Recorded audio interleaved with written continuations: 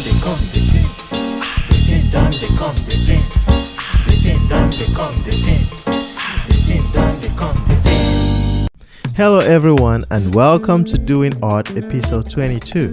My name is Lawrence Chuno and this episode is with musician, dancer and congressional award winner Nkumu Katalay. Nkumu is a singer-songwriter and a guitarist and leads the music group The Lifelong Project. He is also the leader of the Afro Congolese Dance troupe based in Harlem, New York. Nkumu and I had a great conversation about his music, his community development projects, and being an all-round deep and philosophically positive human being. Ladies and gentlemen, I present Nkumu Katalay in your face.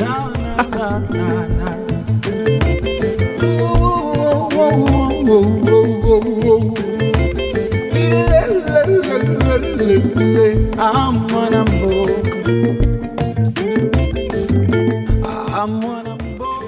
All right, Nkumu Katalay, welcome to Doing Art. Yes, bro. Yes. Thank you for coming. I'm really happy because this is the first time I'm having an African performer like myself on here. I've had other kind of performers, but other people who don't do African. I had an African. Her name is Joy Ike, but she does like folk music. But you and I would do what would be classified as African music or world music in the African context. Well, Some because I'm a contemporary traditional. Okay. So this is my that's first really time hearing it. it's a term that I coined. Okay. Because the duality between classic and contemporary is continuous. So in analyzing, the name came out actually. My friend Eto Tana and I, as we were starting a dance class. So I said, okay, Eto, you're gonna be teaching traditional. I'm gonna be teaching contemporary Congolese dance class.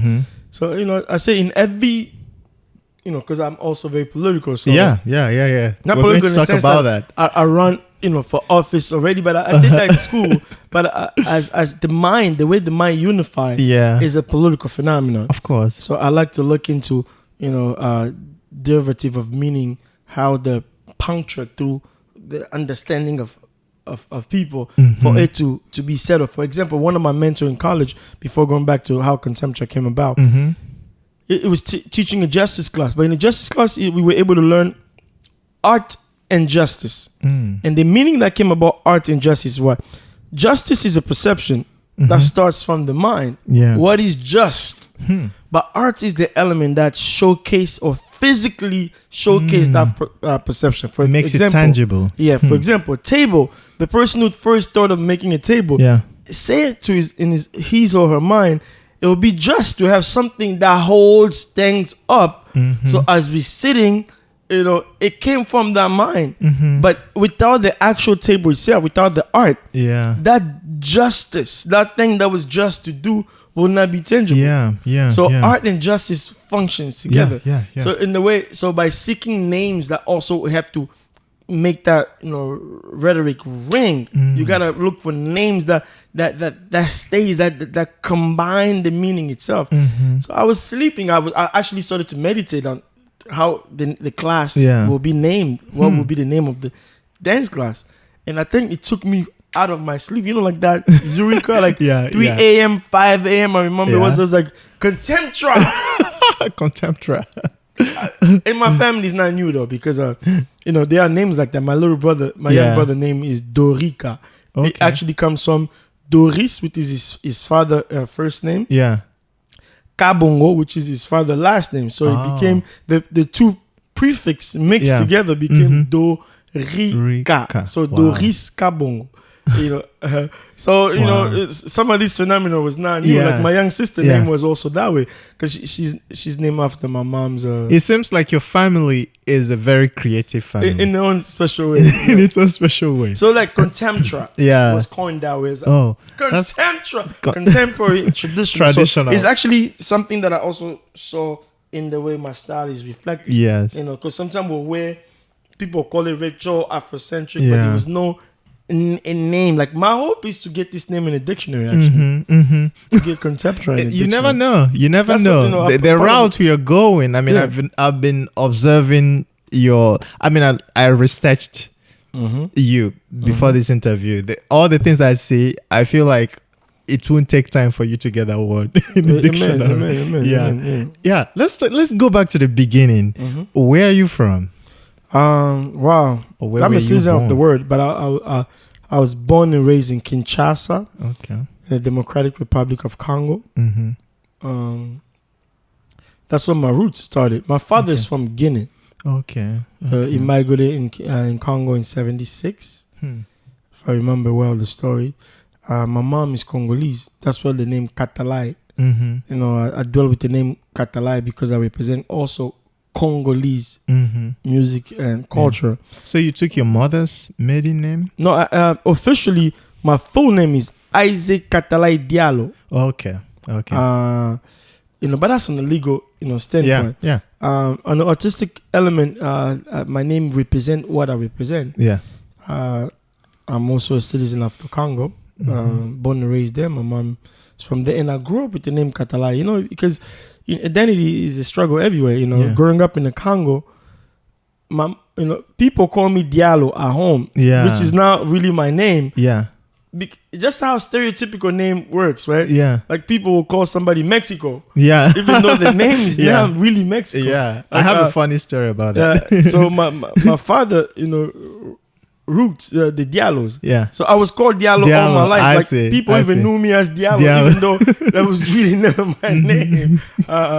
But in school, my mom made sure. I mean, it's just how the laws of the Congo, function. And that we call it authenticity. I was given my great grandma name.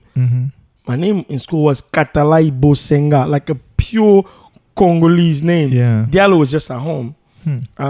As I grew up myself, it's a struggle of identity.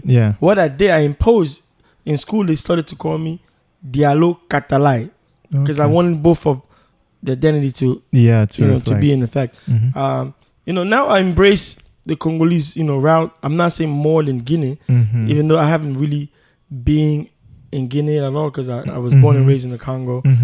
Everything I represented so far, is Congolese. Even the music. So I embraced the Katalay name because that is what I represent. Interesting.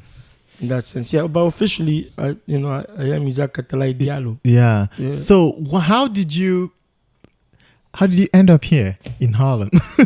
My father invited me. In '96, I was invited here. Okay, your father moved when he came in the U.S. in '87. Okay. So 9 years prior to me getting here. I was invited. With full legal immigration visa to come and live here. And when was this? 96. 96. Okay. So I got here in December '96. Oh. So by December. That's 20 years. By December 11, I'll make 20 years in the United States. Awesome. Great. So let's talk how the music thing. How did it start? Did it start in the Congo or did it start here? Music. Congo, man. Kinshasa is like Havana, Cuba. Kinshasa is like New Orleans. Kinshasa is like Port-au-Prince, Haiti. Kinshasa is like Bahia, Brazil. Kinshasa is like Nashville. Nashville. It's like New York. But I'm focusing on Nashville not much because I'm focusing on Afro. Okay, I see. Culture, I see what you're saying. Yeah. Nashville, has everybody, but it's country music. Where even though and our folks here take credit for country music, but when I look at Nashville, it doesn't really remind me of all these cities that I'm naming. But in all these cities, what you have in common is the sound of the drum. So awesome. Like in New Orleans, even though you have horns, you have this. But the sound of the drum. Is really the basis of it. So and Harlem is Kinshasa. That's why I even started an event called Kinshasa in Harlem. Harlem is where I came back. Kinshasa is where it all started. But music started since a young age, because the reason I mentioned Kinshasa is because it's music everywhere. Yeah, is a city that every other thing press on it for it to die, but every other thing revive it, and revitalize it. Music revitalize it. And Kinshasa is that way. Recently, Fally was here. He said a funny story. Fally is a major star back home. Fally Ipupa. Yeah. So when we were chatting, what he said, he said, like, how long have you been here, bro? You gotta get back home. You see how music from home feels? Like, how did it feel when you heard your brothers playing music? Because we still smelling those sour smell of throw on the floor, foo-foo. Like that smell. Yeah, once they started playing, you started feeling it's everything. Like you gotta again. get home to smell that natural smell of home, because it inspires you differently. Yes. So but at least I'm able to channel. One thing I responded, I say I'm able to channel all that through music, because I think my mission is here is for the African diaspora.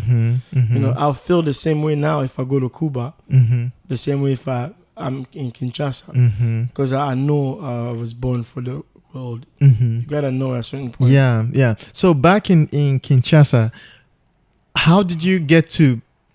Did you learn all the instruments you play? Because you play the drums. I've seen you play the drums.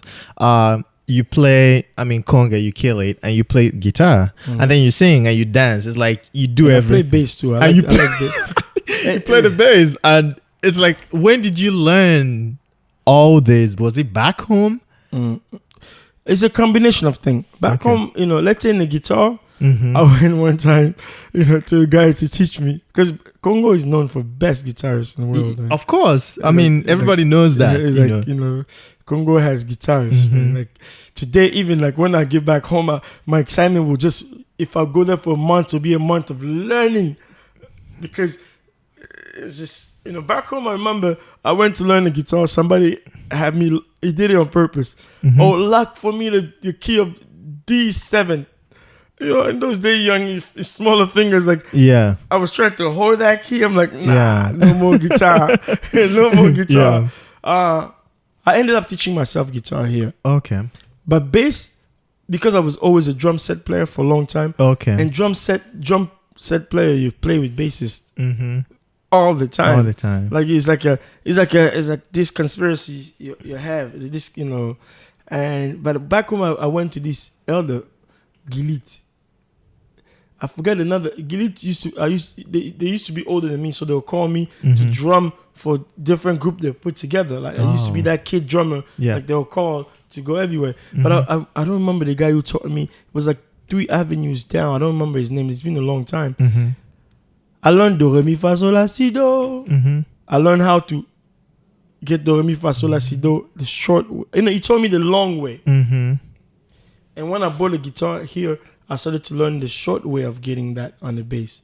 So if I could go, because my mind works that way.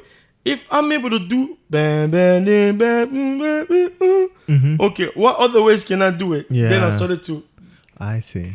I started to, and then I decided in 2000, because I always would go with my songs for somebody to arrange it. And then, this elder will give me the hardest time. We used to have our gospel group. I remember like back in 98, I was a drum set player there. My friend John, he's a keyboard player. He started to play bass on his, his finger, because we didn't have a bassist yet, using the keyboard. So John also learned the bass here? Yeah. Wow. Yeah, right in front of us too. Oh, wow. Because he used to play bass already on the keyboard. Because, we didn't have, an actual bassist. So he learned to play bass very well on the keyboard. Like we'll have concert where. So his left hand must be strong as. In 2000, whenever I come to ask the elder to arrange a song for me. What do you mean elder? Meaning somebody who's older than me. Oh, okay. In those days, and in the band, are they Congolese people? Oh, okay. Like, he'll give you a hard time, but one day they're like, buy your own guitar. And I took that seriously, because I used to write songs. I'll be in a D train, like. Like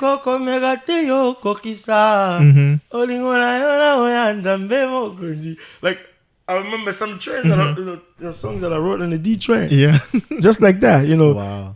But I needed musical element. I'll write it sometime, as a kid, you remember everything you're doing, especially if he's there to stay. Like this song, I remember 1998 in the D train going uptown from school. I used to go to High School of Humanities. It came to me. High School of Humanities, like on Wall Street, is it? No, 14th Street. 14th Street. No, okay. 18th Street between 7th and 8th. Okay, High School okay. for the humanities. Yeah, okay, Yeah, okay. that's the, There's a high school for business. That's I know. Yeah, that's why I study humanities. Yeah. Human studies. Yeah. Awesome. So yeah, but I was forced to start learning things because I couldn't depend on anybody. that's like everybody's story. It's kind of similar to my story, how I forced myself to learn.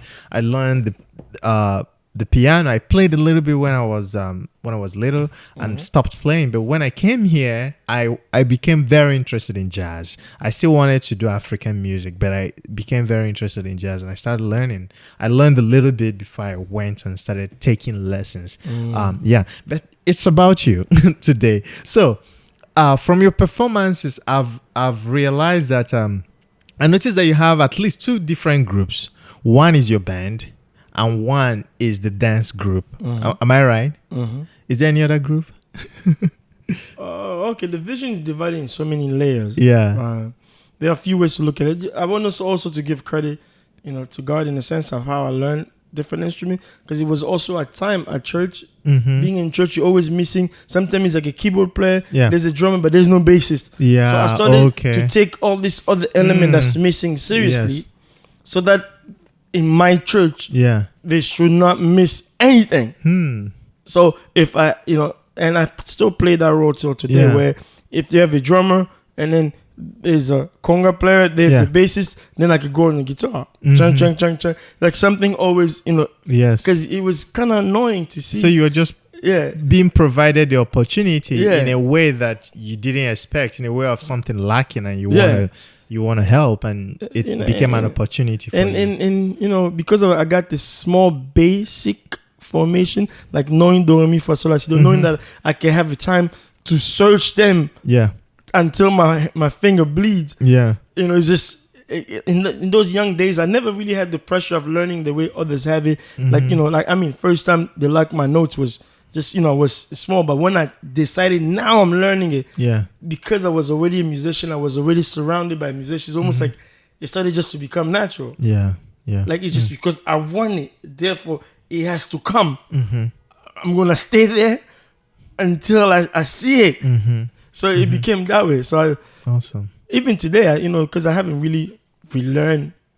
And because of time, you have to divide yourself between so many things. But if I sit down into it, I can take different skills to a different level. With the group, as you were saying, I realized already in New York, it's hard to have bands. Because I always tell people, you say that? Say, because this is a prostitute town. I'm not mean prostitute in the sense, because people are here for the highest bid. So you notice it, but you have to be strategic. You have to still find people that you trust.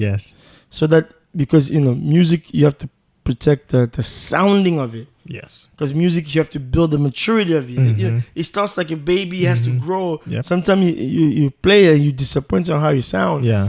But I noticed that as much as you can depend on people, you cannot depend on them at the same time. So it's a paradox already too, which plays out with the same the name of my album. I discover, make yourself as much independent but as interdependent, with others. So I knew right away the first thing to depend on is myself. If I have to go do a solo, go sing out, make 100,000 people dance, and I'm just by myself, I could do that. I have to put in my mind that this can happen, because what you have are still ready. On your own body, you have what? The singing. On your own body, you have what? The movement. On your own body, you have what? Direction. On your own body, like those are the tools you have to train, and I know I had to train and I have available. And then second, it could be do it. Okay, maybe I'm doing conga, somebody can come and do guitar. What are the songs that you could do just for this type of, stuff? What do you have available? I have a traditional music background. I have, you're a lyricist, you're a sound man, you're a showman. You have all these things available. So on the trio, okay, I could be on a conga, there could be a drummer, there could be a guitarist, so I could be a bassist, there could be a congero, like all these tools. Can they sing trio with you? So the vision goes solo, duet, trio, quartet, quintet, and then it starts to becoming an orchestra. That's how the vision has divided itself. It's put in a way that it can survive to showcase what it is. It organically built itself to like that group, and at the same time, you are not scared of still playing solo. No. You are not scared of playing with just a trio or a duo. I see. I understand what you're saying. So what you do in funding now, because there's a part where people have to be looked as a group. Yeah. But you have to know in a group, even I always had a vision of the orchestra that I want is not there yet. Like I see it. I've been. It's been like I've tempted in so many ways, but he has not gone to the vision is seeing yet. Yeah. So when it comes, it will come organically. But you always know you have to now establish the core. Yeah. Like knowing that I have John Lubila. Yeah. On the bass. At time Emmanuel on the bass, or I'll have Emmanuel on the keyboard. I have John Lubila on bass. Have Sade on drums, drum set. Have myself on the guitar, or a time when Yoni is available, you have Yoni. So like having this core element, like 4 plus myself, 5 is already enough. Yes. And you understand, like I could combine anything, but this core is there to function. Yeah. Because within this core, there are also people you could interchangeably. Yeah. Yoni could go from being a guitarist to a bassist, like it was no tomorrow. So Emmanuel could go from a keyboard player to a bassist as well. So John can in exchange. Emmanuel is JB. No, Emmanuel, he didn't see that. Oh, okay. Yeah. Okay. So I'm talking about the core. JB is also one of the elements when we start stretching. Yeah. He's able to cover conga and vocal in a certain way. Yeah. But when I'm talking about core is the group of people when you rectify all. Yeah. Even if it's 3 of them plus yourself. Yeah. Like the vision still executes. How about the dance group? I remember in 2011 I wrote a proposal. Okay. When I started fitness in Dombolo. Okay. And I started a dance troupe that will go to theater around the United States. Yeah. This is what I wrote in 2011. And that's what's happening.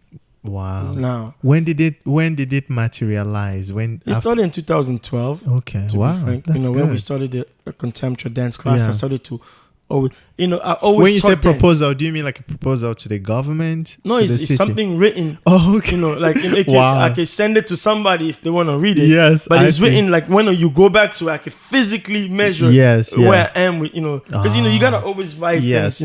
Like you have visionary. You gotta have notebooks. It's like a vision, like either you draw it. Yes. In 2008 is when I terms like lifelong project was going. Because I was running a campaign for president. I was part of student government, and there's just a few things you examine as far as where things are going. Because I analyze a lot. Philosophy. That term came. Life is a long project for the living. So projects are the most mature form of activities. Yeah. What is a project? So life is combined with major projects everywhere. So there are activities that has not gone into the maturity of a project. But once it's a project, there's objective, there's vision, there's all these elements. Even the country is a project. It has needs, it has this, it has all. It can fulfill, it can make people safe. All that stuff. And in thinking of those things, a lot of things come to. So the dance material, even though I used to always since 2002, 2003, I always taught dance in colleges. Like as a college student, okay. You teach dance. You're the one people will go to prepare whole performance. Or, end of the year performance or major event performance. They always came to me. I'll put dance together. It's something I've been doing for a long time, even since back home. Yeah. You know, I had dance troupe, you know, like dancer from your own neighborhood. Yeah. They know when there's an event, they'll be like, okay, you know, Janine's son, go take him, go take him. Because when I come, I'll be like, okay, we choose this song, we go that song. Okay, this is what we're doing. Kaka, bam, bam. Yeah. You know, always choreographing. Awesome. It's been like that. You know, always being part of dance troupes. Like even when we used to dance hip hop back home, I was a captain of, you know, a dance troupe. Some of my students that I've trained when I was even younger, because I started dancing when I was young, they became winners of Congo. Like, some of them were my elder. Like, you know, shout out to Lufu Luabo. You know, I taught Lufu how to dance when we were young, but he held it while I went to school. Yeah. Since he was older than me, that he took that passion very high. Yeah. You know, and he came even back to start training my group when I started, you know. So it's like people will invest since I was young. They'll be like, oh, I had my boy DZ, shout out to DZ back in the Congo. I had DZ always there, yo. Donc, libanga na yo parce que parmi bateau ba sala Nkumu depuis bon mois. Donc, this is DZ. I'm talking about this guy because it's like DZ probably was born 78. He's not that much older than me. You know, 78, 75. It's just, you know, when you're growing up, you're young. There are people who see your star. Yeah. What they do, they put all means. Like DZ was a young guy who he'll come to get me from my house. This is the captain of my dance troupe. Wow. Like, because, you know, I love he working. Sees it. He sees it. Yeah. He sees everything. I remember when my best friend Patrick called me. He's like, yo, whenever DZ sees me, like, how's my man?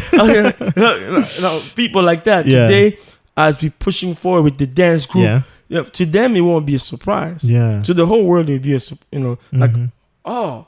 But to people like DZ, who we were still young, DZ would take his own money. He's take me everywhere to make sure I'm not missing anything. Because this is the captain of the dance troupe.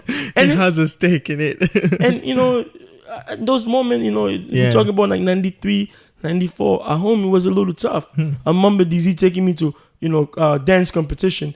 You know, among the toughest group of Kinshasa, my group will come up number 4. Wow. That was already like, because it was me and then 2 twin brothers, Mbo and Pia. Like, Pia was also an amazing dancer. You know, Mbo was also, you know, very good dancer. You know, but I was the captain because, you know, captain is a mind thing. You know, and we'll come up, you know, 4th out of like, we're talking about like 25 group. But we danced, we coordinated, and DZ saw this because I used to come home with money to give to my mom. Yeah. Since a young age, you know, these are the things. You have people who believe in you from the get go. Now I'm actually talking about is bringing a lot of memory. There are many people to really put in prayers. You know what I mean? What does the DZ guy do now? You know, I left home 20 years. I remember my friend, you know, Patrick touching base with me when we talk. He said, "Yeah, I bump into DZ. He always asks about you." Yeah. Because, some of these guys, man, we were all young, but DZ will leave because he have to make sure I have time for my rehearsal. Yeah. Yes, like, it was running it like a manager. It would pick me up every day. Let's go pick up, you know, your team. Yeah. Like, it made sure I had places to rehearse. It made sure it put my name in every competition out there. I mean, that shows the level of ability that you had then. It's like, to make somebody believe in it so much and to be invested in it so much, that shows the level of ability you have. And I have to jump into, I've told you about this, but the performance, I was at at Fally Ipupa's concert when he came to Symphony Space in Pittsburgh, in New York, Manhattan here. And there were a lot of opening acts there. There were like, I think maybe 4 of them before you guys. And I was just waiting. I'm like, okay, I didn't know about all these opening acts. The show started late. I think your act went on right before Fally. It was like that too. That's cool. That's really good. It was a traditional Congolese African dance troupe. Call it whatever, but it's represented so much that I was so fascinated. I was so impressed, and I was so proud of it. That I think I wanted But you didn't chop money on the stage, man. because I was enjoying it too much. I was flabbergasted. I was just standing there. I'm like, this is deep. This is well orchestrated, and this is well done. So mind you, I only had 4 days to run a rehearsal. But it's awesome. a lot of planning. They had 4 days of rehearsing, but I had at least 2 weeks of planning. Yeah. To visualize it and to put by that time I was tired. Even when it's executed, it's not executed yet at the pinnacle of what I would want to. That's what you want, but that's not what we saw.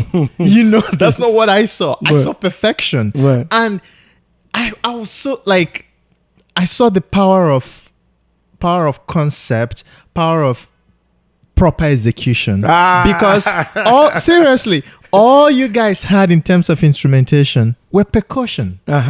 There was no notes. There was no nothing. Just percussion. Everything limited, because when you minimalistic percussion and a little bit of singing, and then the execution was like that's that. It came down to it. Because for me, it was about. Even I told my people, shout out, I have to cite all of the names because in New York to have people leaving the job to come and give you the time, because we were not paid for that performance. I have to set that record straight. Trust me. But I had to mobilize my people, tell them we are the overcomer. We are bigger than many of them are independent people who have jobs or whatever. Yeah. But nonetheless, it beyond that is we want to show the world when we come together. Yes.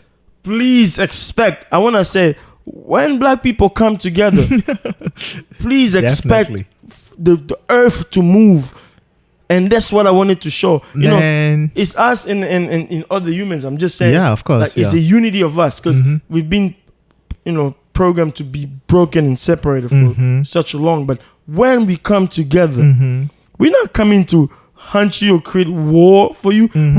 We like. Unity feels good for us, even though we have not been positioned in places where that unity is showcasing itself. But that's what we want. I wanted to bring there. I told my people, it's not about the pay or whatever, but thank you all. Thanks to Gabi, Simone, to Mary, to Etoma Binantana, to Andoch from the what's his group name again?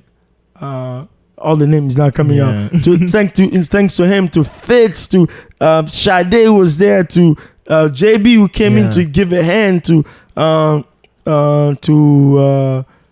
wow, now I have to visualize faces and names. Thanks to Maleka, thanks to Kari, who from Japan. She was sent to me by a friend, Angel Kaba, who's another Congolese dancer who's here in New York.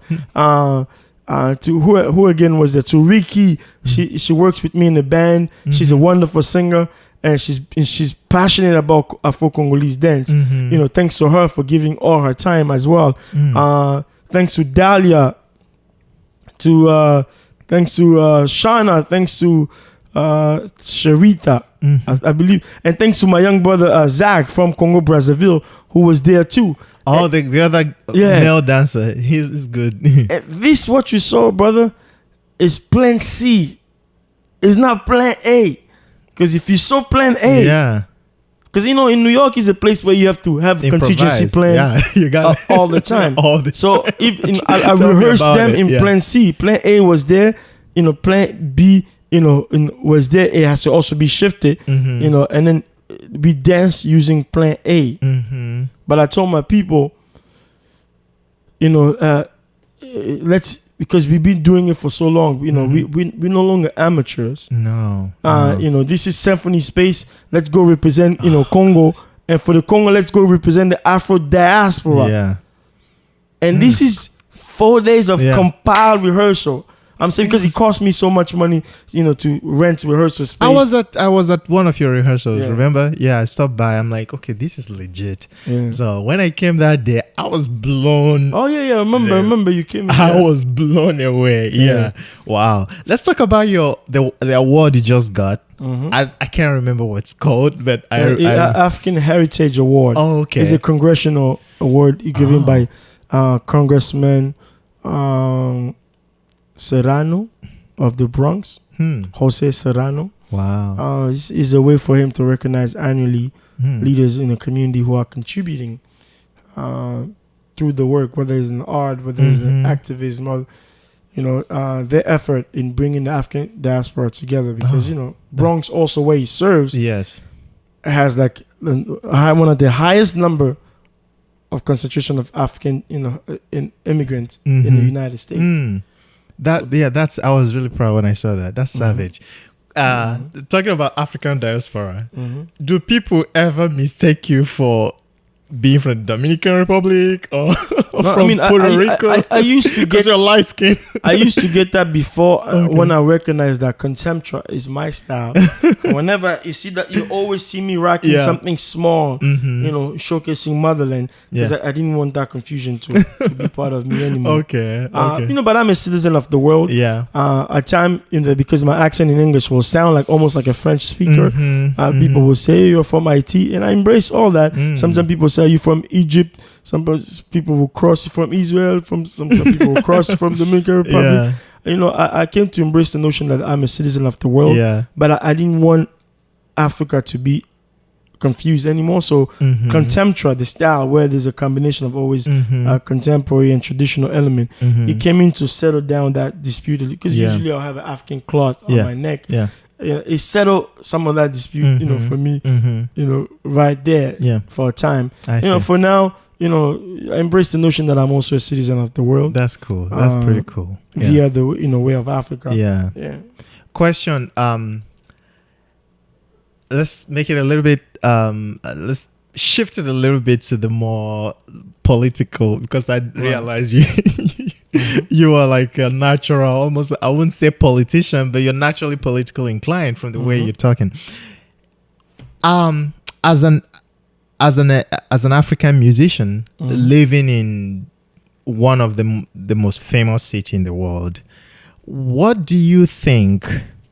How do you think African music or African art can affect public policy? Maybe starting with the US where we live, or around the world. How do you you can answer this however you want, maybe your plan, you can answer it as maybe how do you plan to take, what's the next level you plan to take this, because I definitely know you want to affect change, you want to touch people, there's no question about that. What's your plan, and where do you see, how do you think we can achieve it? Because I want to learn too, as an African artist. So a few words that will come out of this question to know already is vision, is mechanism, and there's I'll use the word conversion.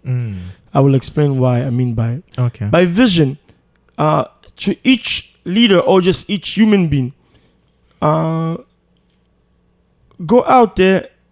Don't walk like a chicken with no head. Continue to bump into circumstances and reading them and say why this hardship came, why the slavery struggle existed. Now that it has already existed historically, what are we doing to the struggle to continue to shift, a language into it, to start making a vision of the history that we think we are part of now to shape what's to come. So my vision is to highlight the contribution of Congolese culture in world history. So I have to trace where Congo blood spilled anywhere.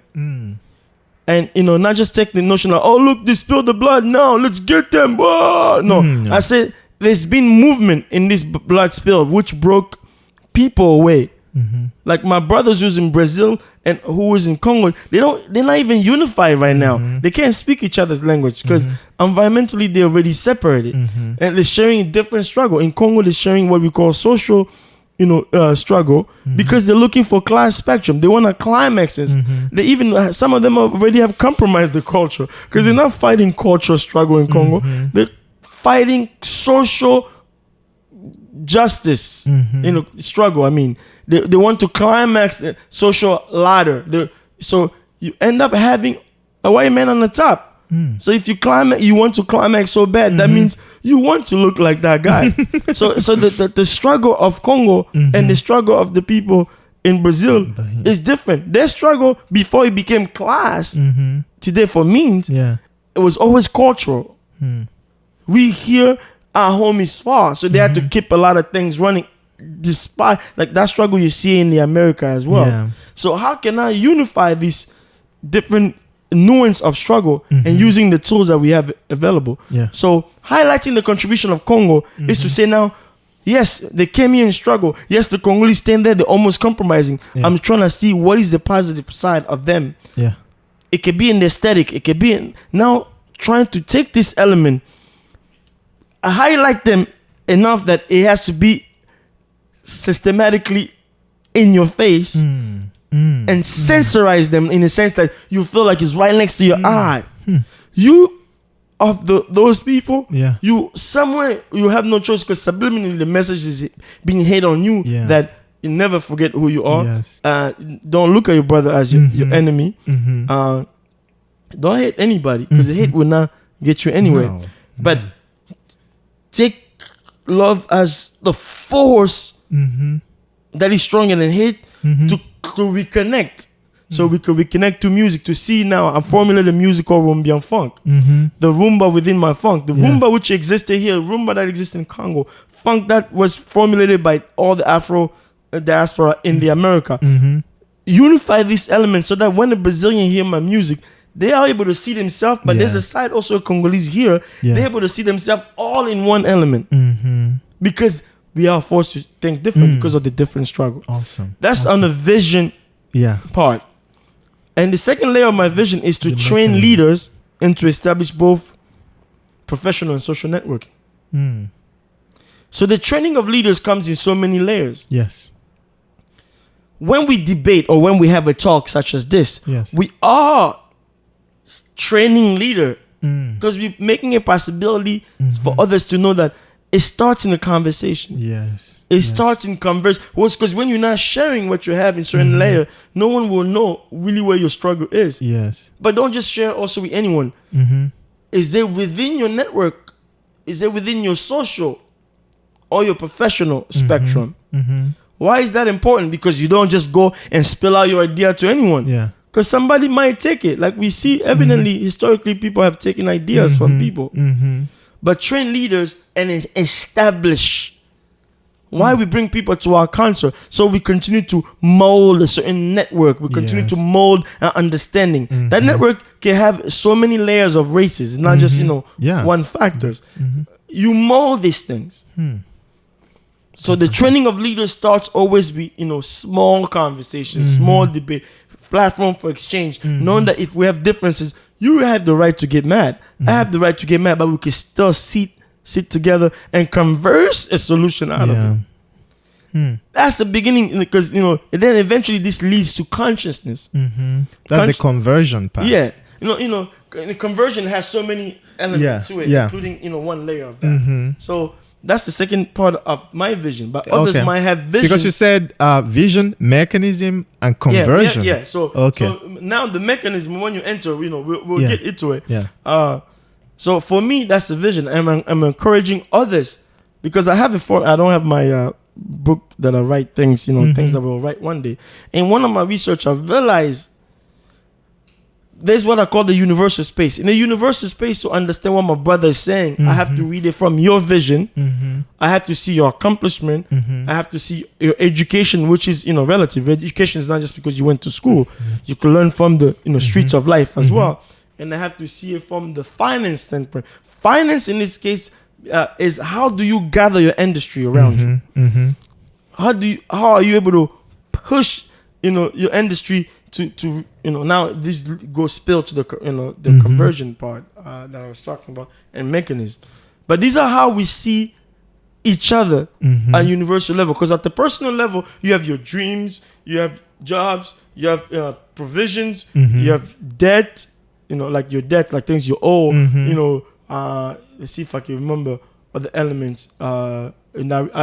It is 6 elements. I'm missing 2 of them. This is to say, those are on your personal layer. On your dreams, you could have 1,000 billions of it. But if you don't convert any of them to a vision, I can't understand you yet. Because your dream is yours. it's still a dream, like Yeah. literal dream. Yeah. So, you have to, for me to understand where you're coming from, you have to leave the personal stage to enter where your vision is what will make me see. Yeah. If I'm here today, it's because my vision is also to train leaders and to establish both social and professional network. This is a platform for it. This is another way we're converting. So we're going, to the third. This is also another mechanism. You're going to the second. So somewhere within your vision, you're having those two terms. So those two terms, like, the second one, which is mechanism. Mechanism becomes now, what do you have available to use as tool? Yeah. If it's education, you go, what are the tools available for education to guide you as you are, bringing the message? Yeah. So another tool we have is the United States. This is a country with, it has a high stream. It mobilizes, its media mobilization is at a high stream. Anything the US does today, boom, every other country gets it, like before even everybody breathe. Yeah. So that means it's at the pinnacle of media streaming. So that means it's like how you call like mainstream. US is mainstream.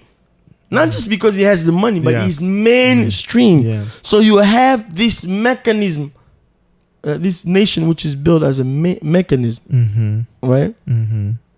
How do you take that nation, adapt some of the mechanisms that you could find useful? How the stream speaks to each other here? How one TV station relate to the other one? What are the mechanisms that brings about these elements? So this, a lot of time we learn it through education. Education can just be in the way you ask for information. We need those tools, these mechanisms.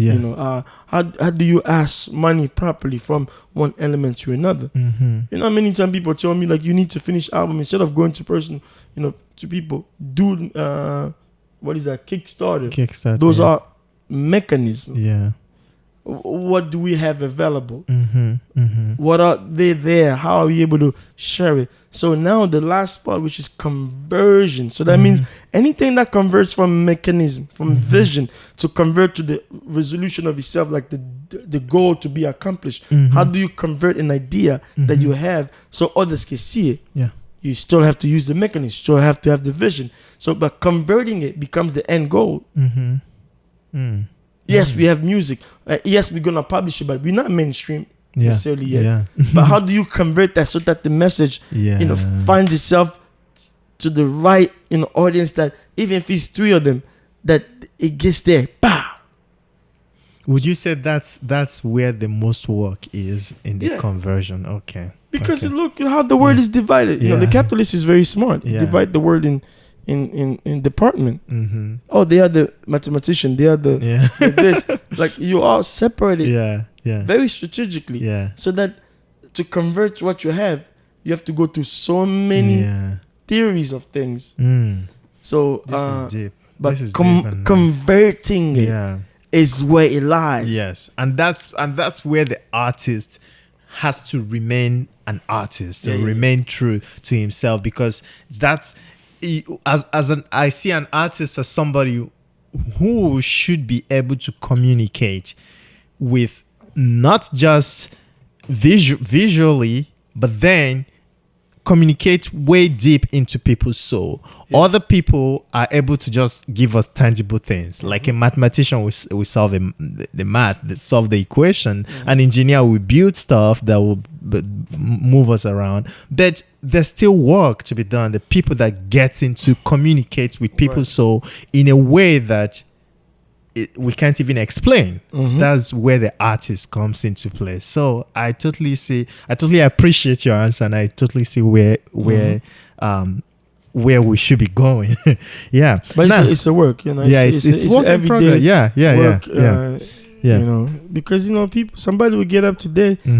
They say today I stopped drinking coffee. If you were preaching them the message of the coffee yesterday, just know that day when they decide to lose coffee, you're almost losing that person. True. But now, if the message of the coffee is a message, even when you're not drinking coffee, is important. How do you convert it? How do that person who's not drinking it, still find the need to hear that coffee it might not be good for you today, but it's still something that's working for somebody else. And you know, and I hate it because converting things, you know, it comes in understanding what conversion means.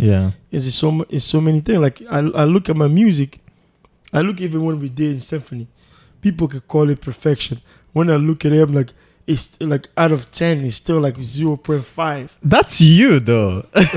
I don't agree with you though, but that's only you that can say that, because it's coming from you. Not even at the because at the perfectional side, but at the side where the vision needs to convert. To go. I see. What is in the mind? What's in the mind? Yeah, yeah. It takes me to be patient. Yep. Because you know, those 1-2 weeks of logistical preparation of that, plus 4 days to 5 days of rehearsal. I mean, myself, I ended up rehearsing more because sometimes because of New York, the way you schedule people, you might not end up rehearsing. I had to, if people are doing like the day I saw 5 rehearsals, I have to do like 15. Yeah, I know. I have to meet different people. The day I saw you there, the day I came to your rehearsal spot, I think there were only one instrumentalist, and then there were only like, I think 5 of the girls. It was at least 7 of them that day. But on stage, how many were there? On stage was at least 11 of them. 11, but I only saw maybe 7. So like the day before,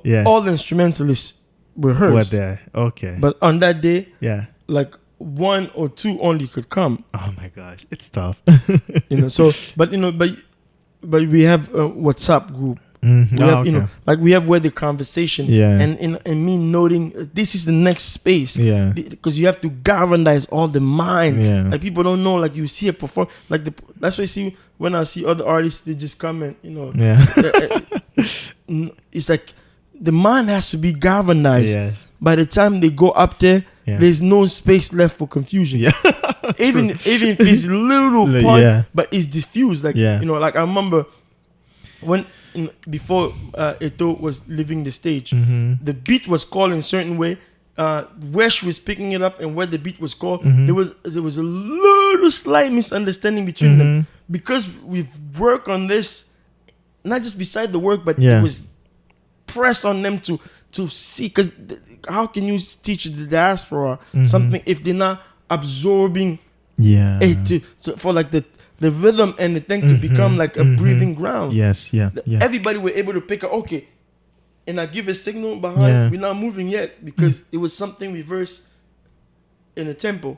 They had to wait, pam, pam, then we call it, and no, like, because everybody were put in the pocket of what needs to be done. And so even though clearly there's always a mistake in performance, but to reduce it, it becomes something like a director will want to see.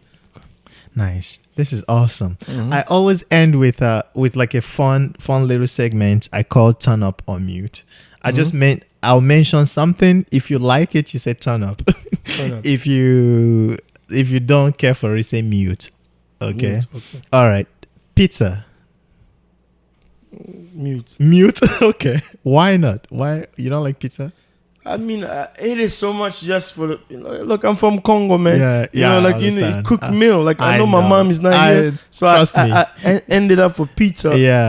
But my heart is separated. It took me a while to be able to eat pizza. I don't mind eating anything because my mom is not here for a long time. But it's not like a turn up for me. I'm a Congolese guy who rather eat like fufu, well cooked meal, like a home meal. Like pizza is not a home meal for me. Politics. Definitely turn up. Okay. I see that. What do you think of Mr. Trump? The election in general, Mr. Trump. I mean, okay, not to brag, but I could predict. And people around me didn't believe, and I say it, and I know them in the ears. I say Trump is popular. They say no. Okay, I tell you why. First, to predict the U.S. presidency, I look at international laws and international policies. After 2 terms of Democrat, which they use the consensual part of U.S. hegemonic power. Because hegemony is the way you're leading through power that has both coercive and consensual power. Democrat use the consensual power of, where they bring allies, they agree on what sort of war they want to fight, which front, but they can't go by themselves. They have to do it with allies. International law is not merciful on war, strength fighting on a consensual base only. Is the vicious word out there. Countries are out there to really rain on each other. Who's powerful? Who's have a little more steam? Whose steam is going down? International law is very insecure. Even though they have different treaties, to come together. Yeah. These are a group of people who are competing. These are a group of nation or whatever state that are competing with each other. So after consensual power, I know automatically it was time for coercive power, part of the United States. You say consensual. How did you pronounce it? Consensual. Consensual. Yeah. Okay. Wow. Now it's coercive. Coercive. Power. Wow. Like where, see Republican policies. Yeah. Is first on a national base. To me, this has been, I'm not an expert per se, but these are because I don't like to be naive to what I live by. Yeah. I could predict Bush coming in power. I remember I was in college in 2003. Yeah. We were watching the election. I say he's gonna win. People thinking I'm joking. I kind of knew he was gonna win then, though. But it's the same pattern. See, history has similar patterns. Where did you go? Where did you go to college? John Jay College of Criminal Justice. John Jay College of Criminal Where is Justice. that? 59th Street. John Jay. Yeah. How do you pronounce it? John Jay College. Oh, John Jay. Oh, yeah. Okay. Oh, okay, cool. Yeah. But what you're saying, like, I didn't see it coming. I saw it coming. I was actually, it's funny. I was sitting with Fally Ipupa in his hotel when we were watching the result. We were playing card. Yeah. I told him, I said, everybody was like, no, Hillary's winning. I said, okay, if Hillary wins, it will be like 48.2 against like 48 blank. Because I keep on telling people the guy is popular. Any name you cited, but all about all the things. Like me personally, I'm gonna say this, and I'm not afraid to say it on this podcast. People are gonna hear. I don't know how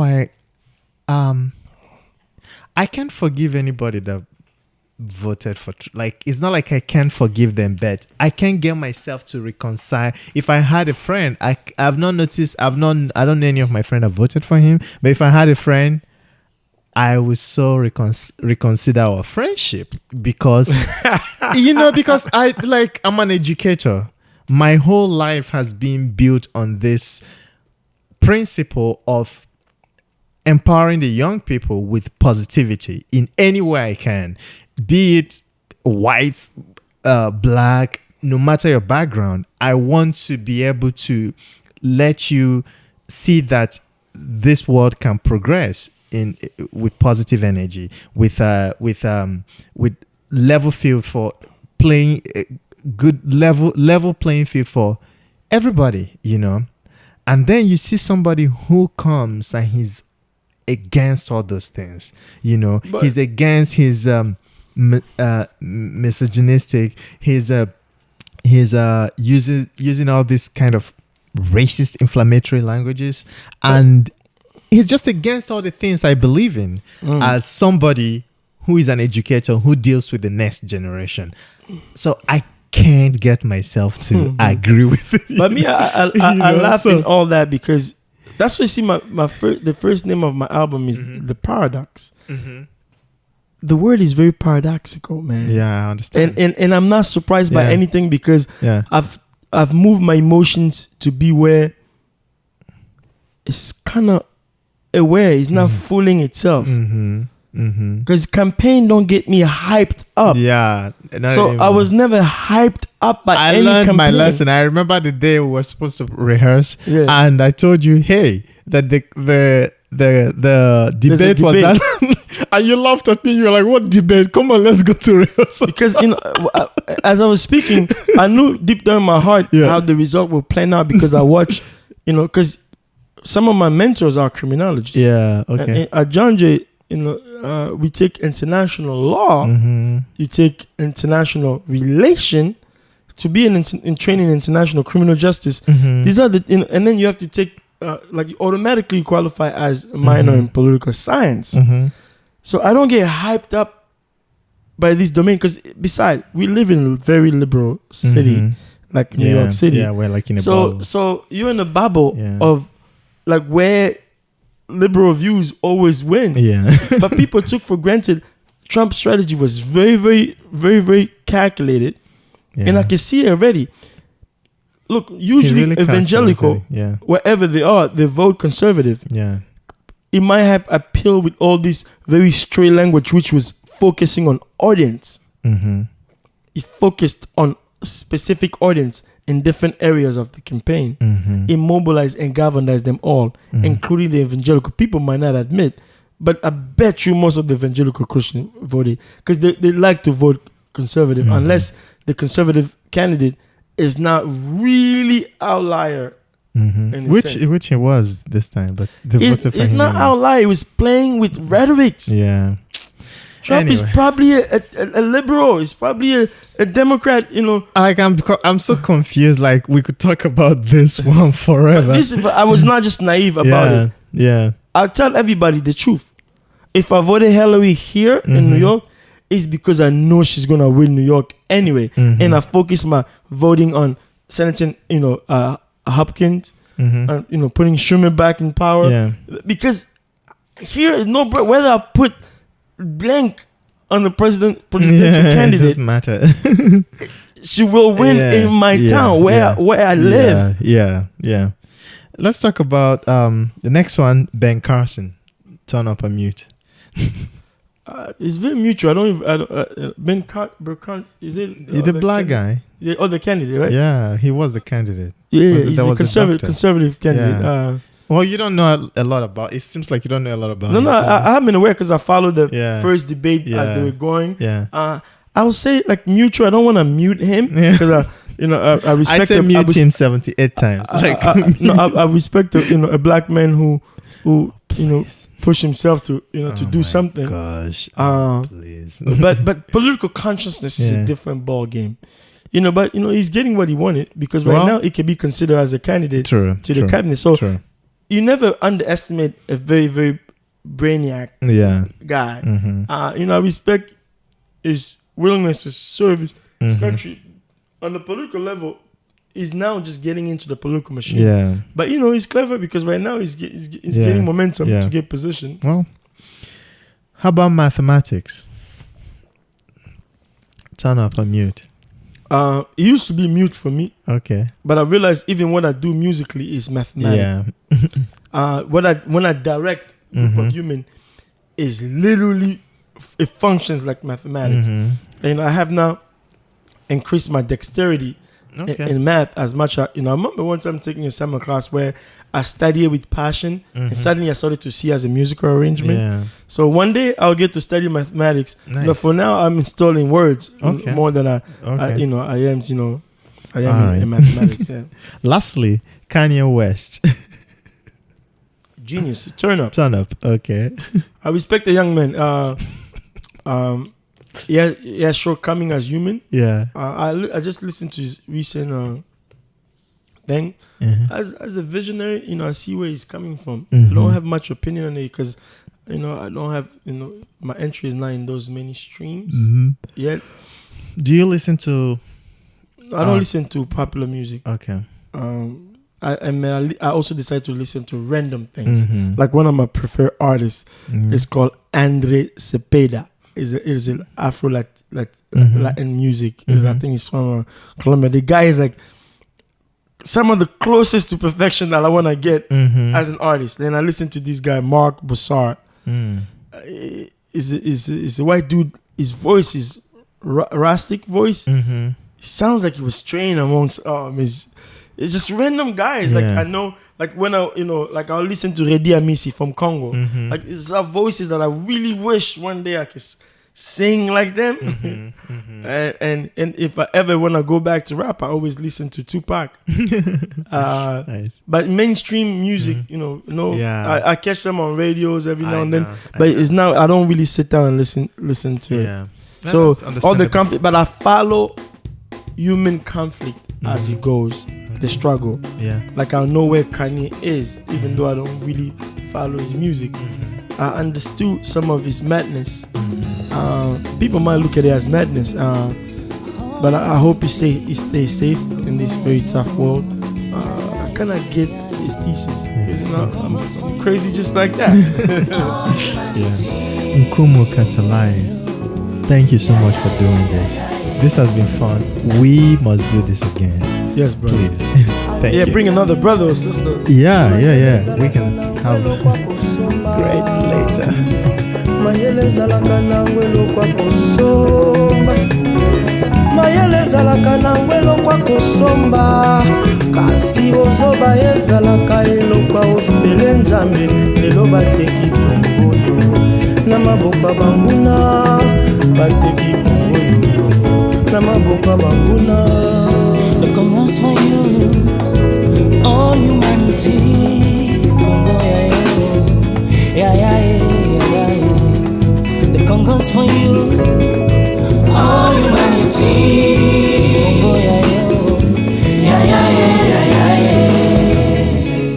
Congo, monguna na yo nanye.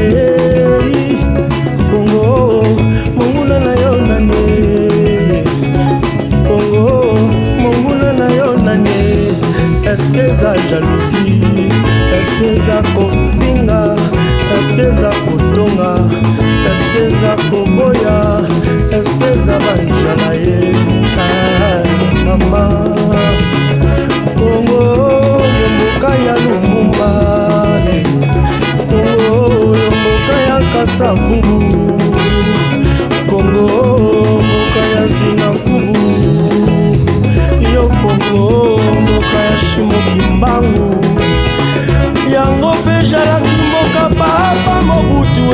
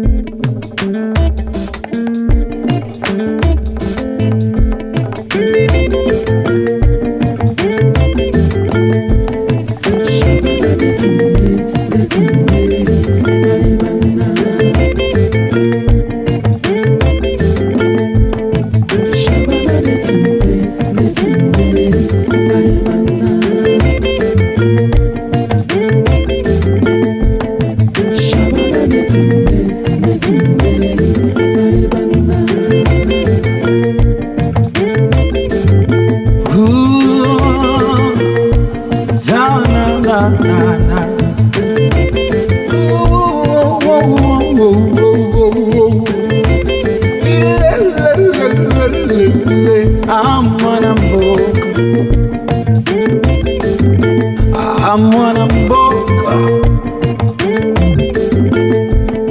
Down on the baba take a bank of bucket. Mono Mambo Bebo, setting that in the Dana. Genanga Momena. Selama the way but me know. Nwana Mboka.